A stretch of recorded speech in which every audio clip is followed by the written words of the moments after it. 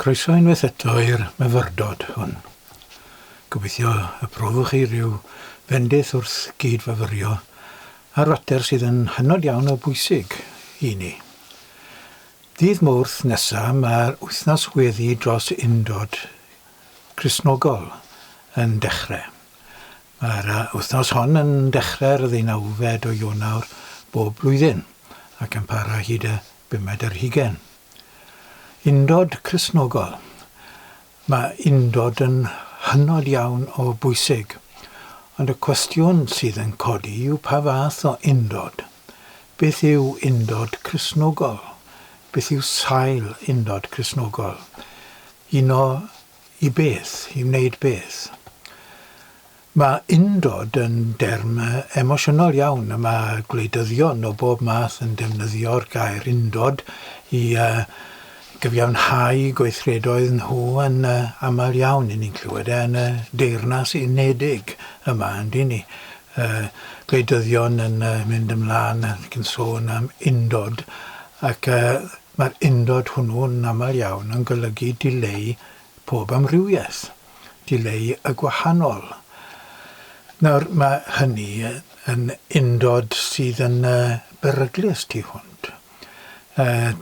Y dymuniad gwleidyddion ar hyd yr oesoedd, pob unben ar hyd yr oesoedd yw cael undod. Undod yw esgus dros imperialaeth, undod y gwledydd, undod y diwylliannau. Dyna y maen nhw'n mynd ar ei ôl ac yn defnyddio fel cyfiawnhad i'w gweithredoedd y sgiler.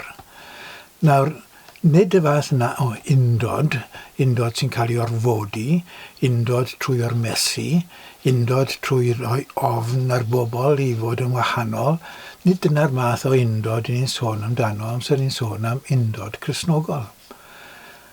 Wrth sôn am undod Cristnogol, ni'n sôn am undod trwy gariad, trwy barch, caru y gwahanol, parchu y gwahanol. Sôn ni am y ffaith bod pob un diwylliant, pob un amrywiaeth yn y ddynoliaeth i'w barchu. Ac nid yw ddirmygu, nid i ystyried rhai sydd yn wahanol fel rhai sydd israddol. Nawr, mae yna stori hyfryd yn ymddangos yn llyfr Actau'r Apostolion am bwyty dau ddiwylliant gwrthwynebus i'w gilydd yn dod at ei gilydd yn y personau Corneliws a Seimon Pedr. Corneliws y Rhufeinwr.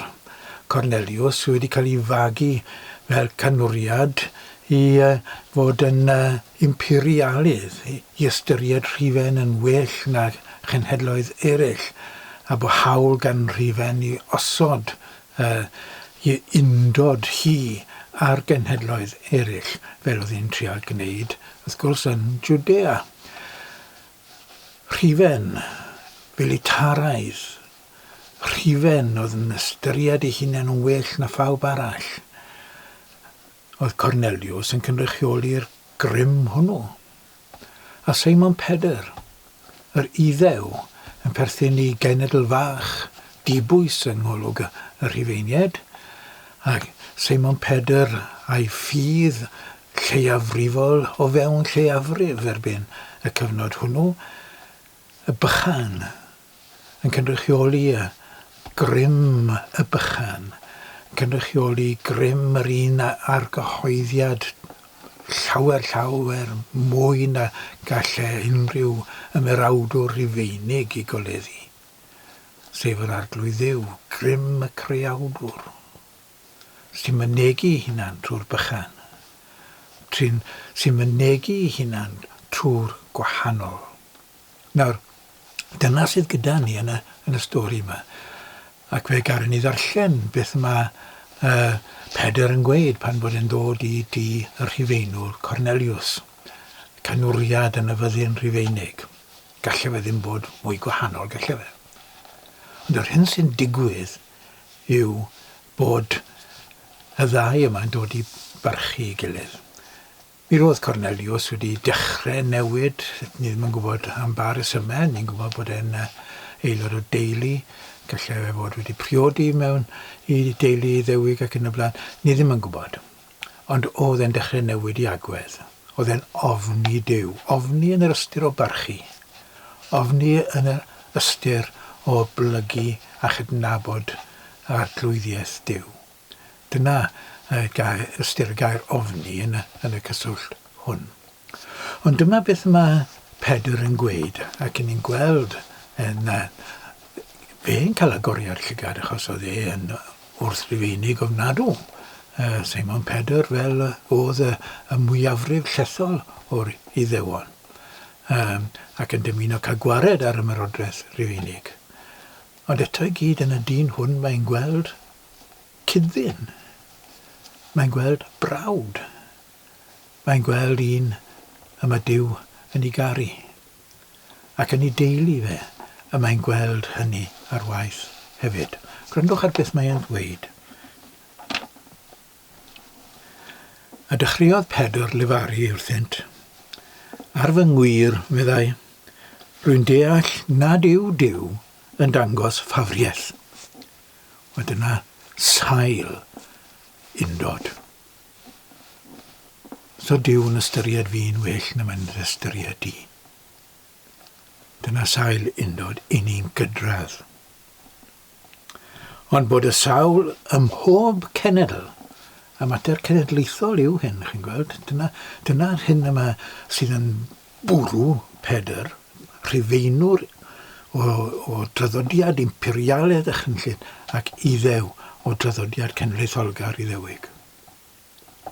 Ond bod y sawl ym mhob cenedl sy'n ei ofni ac yn gweithredu cyfiawnder, nawr mae Luc yn dweud ynghynt bod Cornelius yn helpu pobl tlawd ac yn y blaen yn ymhlith yr Iddewon. Oedd e'n dechrau newid, oedd e'n dechrau dod I sylweddoliad bod rhywbeth mwy pwerus na hyn oed ymerodraeth Rufen yn bodoli. Oedd e'n dechrau dod i'r sylweddoliad hwnnw. Ac oedd e'n dechrau sylweddoli mae cyfiawnder oedd un o'r pethau pwysig I weithredu mewn bywyd. Unwaith mae person yn dod i'r sylweddoliad hwnnw, yna mae ar y ffordd I ddod I adnabod Duw, awdur cyfiawnder wrth gwrs. Ac yn gweithredu cyfiawnder yn dderbyniol ganddo ef, gan Dduw. Y gair hwn anfonodd I blant Israel gan gyhoeddi efengyl tangnefedd. Mae'n dweud hyn wrth filwr Rhufeinig. Mae bod yr arglwydd yn cyhoeddi efengyl tangnefedd. Ac mae'n siwr oherwydd bedyddiwyd Cornelius bod Cornelius wedi newid yn go sylfaenol o dderbyn y neges hon hefyd. Cyhoeddi efengyl tangnefedd trwy Iesu Grist. Ef yw arglwydd pawb. Nawr dyna sylweddoliad. Dyna agoriad llygad I Simon Pedr yn ogystal ag I Cornelius. Ac ar sail hynny, Iesu yw'r arglwydd, fel yma Paul yn ei fynegu fe yn ei lythyr y Corinthiaid a'i lythyr y Rhufeiniaid. Iesu yw'r arglwydd, yw sylfaen y cyfan, yw sylfaen undod. Felly, fe allai fel annibynwr o Gymro, ddod I adnabyddiaeth o babydd o dde America, dweud A'r ddau o'n i'n trafod yn gilydd, a'r ddau o'n i'n cyffesu Iesu'n arglwydd. A'r ddau ohonon ni'n cydnabod ein hunain yn frodyr i'n gilydd. Unrhyw wr neu wraig sy'n cyffesu Iesu'n arglwydd, y mae'n frawd neu'n chwaer I mi. Dyna sail undod, y sylweddoliad hwnnw. A gadewch I ni yn enw Iesu I geisio yr undod hwnnw ac I weddio am yr undod hwnnw. Ar y sail hwnnw, I ni yn adeiladu ein ffydd. Ar y sail hwnnw, I ni'n dod i'r sylweddoliad. Mae dymuniad ac ewyllus Duw yw cyfiawnder a thangnefedd a heddwch. Fes mae Pedr yn gweud yn y darn i ni newydd ddarllen. Ac ar y sail hwnnw, i ni'n gallu cydweithio ag eraill mwyn hyrwyddo cyfiawnder a heddwch yn ein byd ni ac yn ein cymdeithas ni, ar ein helwydydd ni, ymhlith ein gelynion ni. Gofynwn am nerth i wneud hynny. A gweddiwn yr wythnos hon a bob wythnos am yr undod hwnnw gogoniant Iesu. Helpa ni o Dduw i hyrwyddo ffordd Iesu, ffordd tangnefedd, ffordd cyfiawnder, ffordd cariad a thrigaredd, dy ffordd di. Helpa ni i greu'r undod a chydweithio ag eraill a chydnabod eraill. Unrhyw un a phob un sydd am rodio'r ffordd honno. Gofynwn am dy nerth i wneud hynny yn enw Iesu ein arglwydd. Amen.